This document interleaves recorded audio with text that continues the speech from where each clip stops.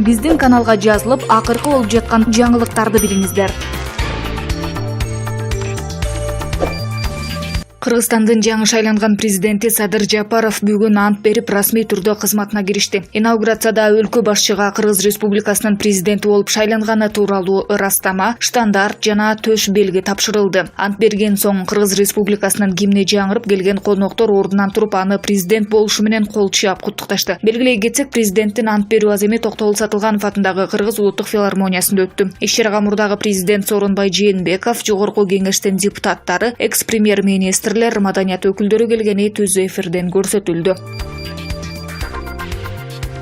УКМКнын төрагасы Камчыбек Ташиев өзүнүн Фейсбуктагы баракчасына урматтуу кыргыз элим, туп-туура 4 ай 14 күн мурун Борбордук аянтта таңгамал Садырды президент кылабыз деп жарыялаптырмын. Мен сөзүмө убадама турдум. Рахмат элиме, рахмат силерге деген билдирүү жазды.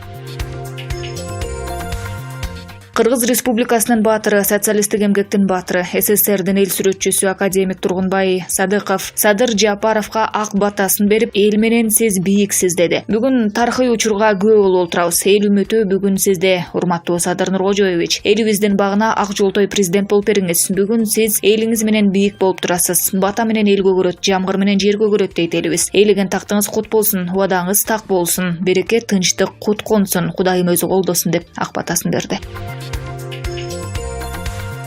Жаңы шайланган өлкө башчы Садыр Жапаров алгачкы президенттик жарлыктары кризистик жагдайдан чыгууга жана экономиканы жандантуу чараларын камтууга багытталарын билдирди. Жапаров өлкөнүн 30 жыл бою топтолгон 5 миллиард долларлык ички сырткы карызын толук төлөө милдети анын багына президенттиги башталган мезгилге туш келгенин айтты. Ал ортодо коронавирус пандемиясы да республиканын бюджетине кескин түрдө кедергисин тийгизди. Энергетика тармагындагы абал катастрофалык кырдаалга кептелип 137 миллиард сом карызы бар экен. Албетте мындай абалдан чыгуу оор кыйынчылык менен коштолуур айкын. Ошондуктан алгачкы президенттик жарлыктарым кризистик жагдайдан чыгуу, экономиканы жандантуу чараларын камтууга багытталат, деди мамлекет башчы.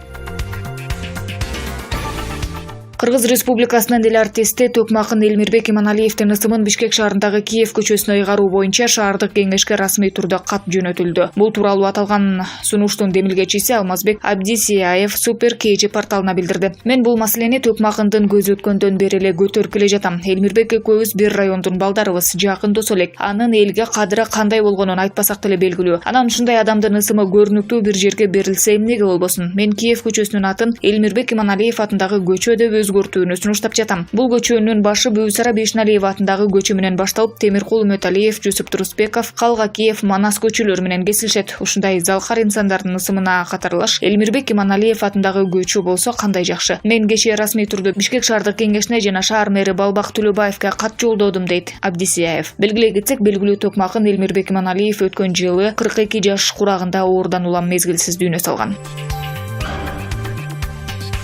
Садыр Жапаров президенттик кызматына киришип жатып сүйлөгөн сөзүндө чет жакта иштеп жүргөн мекендештерди кайтаруу негизги милдети болоорун айтты. Ал чыдамдуулук дагы чегине жеткендиктен 5 октябрда парламенттик шайлоонун жыйынтыгын жокко чыгаруу талабы бийликти биротоло кетирүүгө алып келгени мыйзам ченемдүү көрүнүш болгонун белгиледи. Миңдеген мекендештерим жакырчылыктын сазынан чыга албай, элимдин туш тарапка чачылып кеткени кабыргамды кайыштырат, жанымды кашайтат. Бул жолу калың элдин жеңиши уурдалбайт, аруу мүдөөсү узурпация болбойт. Эл журтумдун ошондогу аруу мүдөөсүн жүзөгө ашырууну көздөө менин президенттик мөөнөтүмдүн негизги максаты болмокчу. Күн түн дебей, бел чечпей иштеп, Камбарата, Сары Жаз ГЭСтерин, Жогорку Нарын Каскатын тез арада ишке киргизүү, жумуш орундарын түзүү менен миңдеген мигрант мекендештеримди кайтарып келүү президент катары милдетим деп эсептейм, деди Жапаров. Ошондой эле жаңы президент чачылганды жыйнаган, үзүлгөндү улаган Долон бий, Бирназар бийден калган осуяттарды урматтоо, маанилүү оз ыйпасоолорун белгиледи. Казакстандын туңгуч президенти Нурсултан Назарбаев Кыргызстандын жаңы президенти Садыр Жапаровду мамлекет башчылык кызматка киришүүсү менен куттуктады. Назарбаевдин куттуктоо катын 28 январда Жапаровдун инаугурациясы учурунда анын атайын өкүлү Жансейит Түймебаев окуп берди. Өз сөзүндө Назарбаев Жапаровдун элдин жаркын келечегине, Кыргызстандын эл аралык аренадагы беделин жогорулатууга багытталган аракеттерине тилектеш экенин билдирип, эки өлкө ортосундагы достукка, стратегиялык шериктештикке негизделген ынтымак мамилелердин өнүгүшүн каалады. Садыр Жапаровго бекем ден соолук, кыргыз калкына кут береке жана өсүп өнүгүү тилей турганын билдирди. 2020 жылдын октябрындагы бийлик алмашуудан кийин өлкө жетекчилигине келген Жапаров быйыл 10 январда мөөнөтүнөн мурда өткөн президенттик шайлоону жеңип, бүгүн 28 январда кызматка расмий түрдө киришти. Инаугурация салтанаты улуттук филармонияда өттү. Өз сөзүндө жаңы президент Кыргызстандын тышкы саясаты көп векторлуу болоорун, Орусия, Казакстан жана Өзбекстан тышкы саясаттагы артыкчылыктуу багыт экенин белгиледи. Президент Садыр Жапаровдун иш бөлмөсү өкмөт үйүндө болот. Маалыматты Супер KG порталына өкмөттүн маалыматтык камсыздоо бөлүмүнүн башчысы Бактыбек Рысалиев тастыктады. Садыр Жапаровдун иш бөлмөсү өкмөт үйүнө даярдалды. Инаугурация бүткөндөн кийин президент иш бөлмөсү менен таанышат, деди Рысалиев. Маалым болгондой, буга чейин шайланган өлкө башчыларынын иш бөлмөлөрү Ак үйдүн 7-кабатында жайгашып келген. 2 айга камакка алынган УКМКнын мурдагы төрагасы Абдил Сегизбаевдин тарапташтары жана анын жубайы филармониянын алдынан митингге чыгып, аларды Ленин райондук ички иштер бөлүмүнүн кызматкерлери кармап кеткенин Сегизбаевдин Фейсбуктагы баракчасына жарыяланды. Учурда тийиштүү органдар бул боюнча комментарий бере элек. Ал эми кечээ 27 январда 1-май райондук соту аны УКМКнын СИЗОсуна 25 мартка чейин камакка алган. 25 январда башкы прокуратура менен аскер прокуратурасынын сотко чейинки өндүрүштүк иштеринин жүрүшүндө Абдил Сегизбаев кармалган. Ал Бишкек шаардык ички иштер бөлүмүнүн убактылуу кармоочу жайына киргизилген.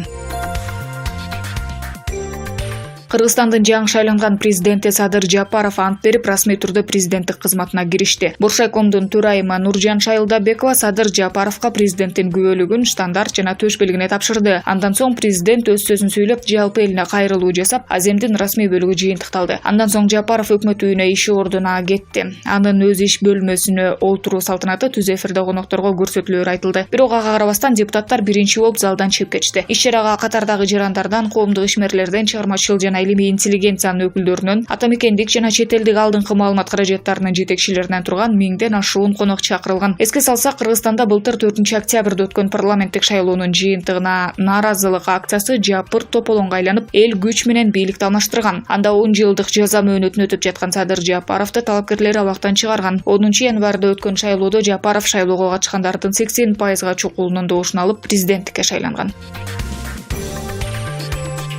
Журналисттер Ысык көлдүн жээгинен жашыруун сарайды табышты. Ал экс-президент Алмазбек Атамбаевдин мурдагы жан сакчысы Эркин Мамбеталиевге таандык деген божомолдор бар. Бул тууралуу маалымат Fact Check KG басылмасынын иликтөөсүндө айтылат. Маалыматтын негизинде 2 кабаттуу особняк Өрнөк айылында Ысык көлдүн жээгинде жайгашкан, бирок документтештирилген үй жок, сарайдын ээси дагы белгисиз. Мүлк Эркин Мамбеталиевге таандык. Бул тууралуу маалымат каражаттары 2015 жылы эле жазып чыгышкан. Буга чейин Эркин Мамбеталиев Рысбек Акматбаевдин уюшкан кылмыштуу тобунун активдүү мүчөсү деп аталып, адам өлтүрүү боюнча соттолуп, кайра акталып чыккан. Ал Камчы Гөлбаев сыяктуу адамдарды чогулта алат деп жазат гезит. Fact Check KG сайтынын редакторлору бул сарай чындыгында Эркин Мамбеталиевге таандык экендигин аныкташты. Алгач иликтөөнүн башталышында журналисттер интернеттен үйдүн сүрөтүн табышкан. Андан кийин биз Google картасынан ушундай эле үйдү таап, анын кадастрдык номерин билип, мүлк кимге катталгандыгын текшердик. Документтерге ылайык ал жерде эч кандай имарат жок, ал жер өзү айыл чарба багытында болгон. Ал жеке адамга таандык эмес, же ижарага алган эмес. Дыйканчылык жери мамлекеттин карамагында да эмес. Ал жөнүндө түздөн-түз жазылган документтерде эч кандай жазуулар жок деп билдиришти кабарчылар. Маалымат булагы Fact Check KG.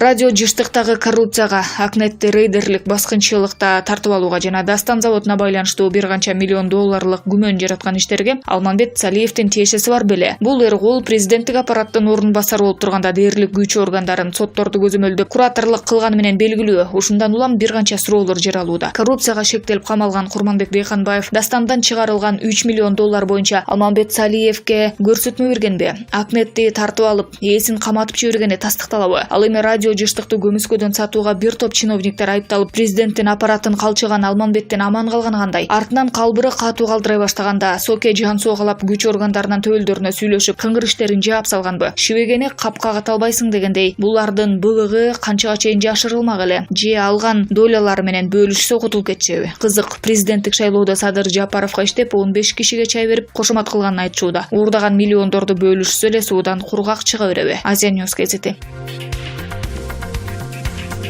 Украинанын укук коргоо органдары Европол, АКШ жана Германиядагы кесиптештер менен биргеликте дүйнөнүн бир нече өлкөсүндөгү банктарга кибер чабуулдарды жасаган хакерлер тобун колго түшүрүштү. Бул тууралуу Украинанын башкы прокуратурасы 27 январда билдирди. 2014 жылдан бери иштеп келаткан топ сыр сөздөрдү, логиндерди жана төлөм маалыматтарын уурдоого багытталган банк трояндарын колдонуп, компьютерлерге кирип жүрүшкөн. Маалыматка караганда кылмышкерлердин мындай аракетинен Улуу Британия, Германия, Австрия, Швейцария, Нидерланд, Литва жана АКШдагы каржы мекемелери зыянга учураган. Алар уурдаган каражаттардын жалпы суммасы $2,5 миллиард түзгөн. Хакерлер Украинанын Харьков шаарында жана Харьков облусунун аймагында иштешкен. Тинтүү маалында алардан кылмыш жасоо үчүн колдонулган компьютердик жана сервердик жабдуулар табылган. Биздин каналга жазылып, акыркы болуп жаткан жаңылыктарды билиңиздер.